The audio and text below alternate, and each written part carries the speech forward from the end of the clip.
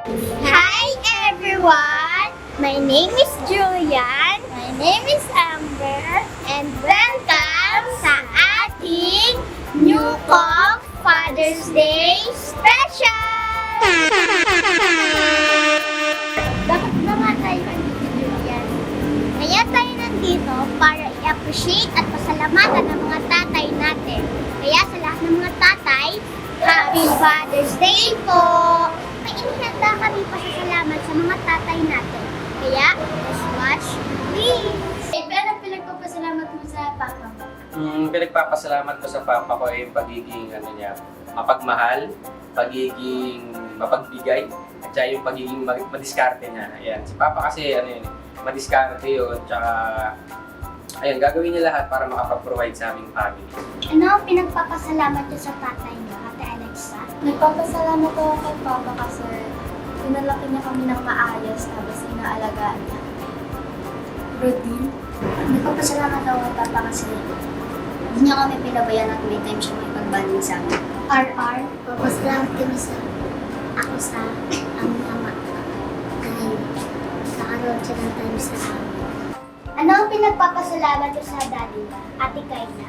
Nagpapasalamat ako kay Daddy kasi andyan siya lagi para sumuporta sa amin at sobrang mapagmahal niyang tatay at mapag-ibig.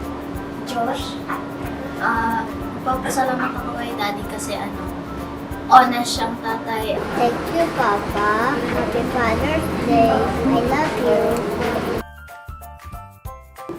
Nagpapasalamat ako kay Tatay Greg dahil napakabait niyang tatay, napakapasensyoso. At minsan hindi niya ako napalo kahit isang beses. Yan. Kaya naman, I love you, Tatay! Kaya nga lang, magkanta ka naman tungkol sa papa mo. Nagpapasalamat ako kay Lord dahil binigyan niya ako ng papa na masipag at malakas dahil nagtatrabaho siya para sa amin.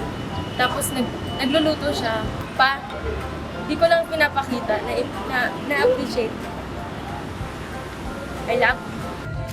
To my very hardworking papa, I'm always thankful for your sacrifices and support. Salamat din sa lahat ng mga masasarap na ulam na niluluto mo for us. And pray to God na bigyan ka ng good health and mahabang buhay, of course, dahil mahal na mahal kita.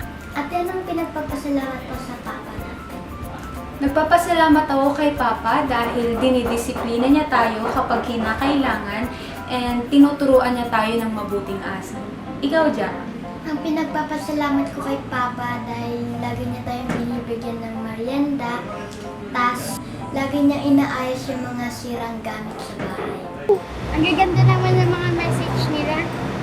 Pero hindi pa yan natatapos dahil may aabangan pa tayo. Stay tuned!